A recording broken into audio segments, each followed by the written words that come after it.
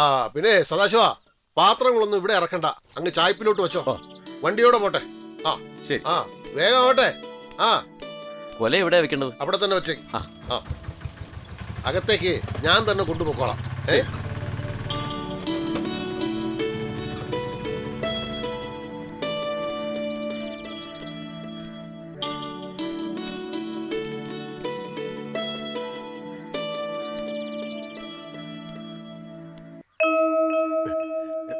ശാരിയല്ലേ? അതെ. എന്തു പറ്റി മോളെ? എന്തു കോലായത്? വാ, അകത്തേക്ക് വാ. മോളെ എന്തു? ഇതാരാ വന്നിരിക്കുന്നത് നോക്കിയേ. ശാരി, നീ നിനക്ക് എന്താടി പറ്റിയത്? പറയാം, ഞാൻ എല്ലാം പറയാം. അതൊക്കെ പിന്നെ ആവാം. ഇപ്പൊ നീ വാ, നമുക്ക് എന്തെങ്കിലും കഴിക്കാം. വാ മോളെ, വാടാ, ചേച്ചിന്റെ അടുത്ത് വാ. ചെല്ലു മോനെ, ചെല്ല്.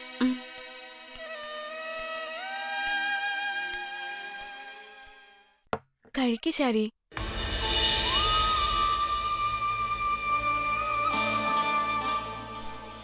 പറയ, എന്താ നിനക്ക് പറ്റിയത്? ആകെ ഒരു വല്ലായ്മ പോലെ. അത്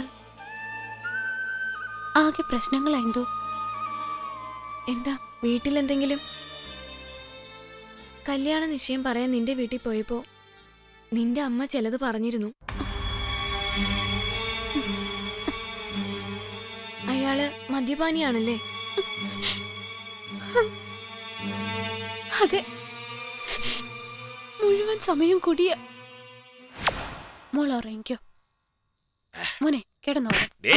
എന്താ അസത്തെ കഥയത്തടിയ തുറക്കാൻ എന്നടി താമസം? ഞാൻ കഥക് തുറന്നിട്ടിരിക്കായിരുന്നല്ലോ. തർക്കുത്തരം പറയുന്നോടി.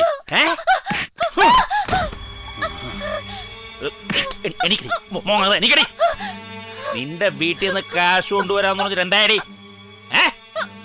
വീട്ടിൽ നിന്നുള്ള കാശെല്ലാം കൊണ്ടുവന്നതാ, ഇനി ഒന്നും കിട്ടാനില്ല. നീ കാശ് തരില്ലല്ലേ? ഞാൻ കാണിച്ചതാ. നിന്റെ കൊച്ചനെ വിട്ട് ഞാൻ കാശ് ഉണ്ടാക്കൂടി. ഒന്നുമേ ഞാൻ കളി.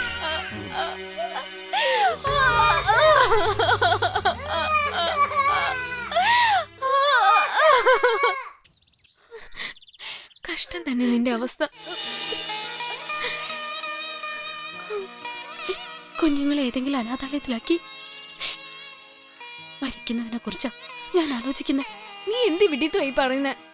എന്തെങ്കിലും ഉണ്ടായെന്ന് കരുതി ഉടനെ മരിക്കാനാണോ പെണ്ണുങ്ങൾ നമ്മൾ ജനിച്ചിട്ടുള്ളത്? എന്ത് നേരിടണം,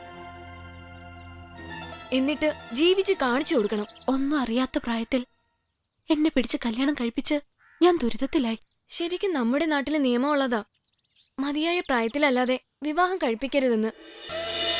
അച്ഛൻ ഇത്തരം കാര്യങ്ങളിൽ അറിവുള്ളതുകൊണ്ട് എനിക്ക് തുണയായി.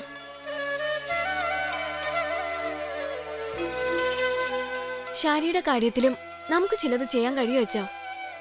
പറയൂ മോളെ, എന്താണ് നമ്മൾ ചെയ്യേണ്ടത്? ഇവൾക്കൊരു ജോലിക്കായി ശ്രമിക്കണം. പിന്നെ പിന്നെ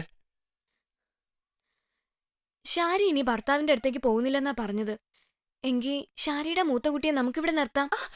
അയ്യോ, അതൊന്നും ശരിയാവില്ല. എന്റെ കുഞ്ഞിനെ. നീ ഒന്നുകൊണ്ടും പേടിക്കണ്ട, നിനക്കെപ്പോ വേണമെങ്കിലും ഇവിടെ വരാം. കുഞ്ഞിന്റെ കൂടെ താമസിക്കാം. അവനിവിടെ സ്കൂളിൽ പഠിക്കട്ടെ, നന്നായി പഠിച്ച് മിടുക്കനാവട്ടെ. ഞാൻ മക്കളെ എടുത്തിട്ട് വരാം.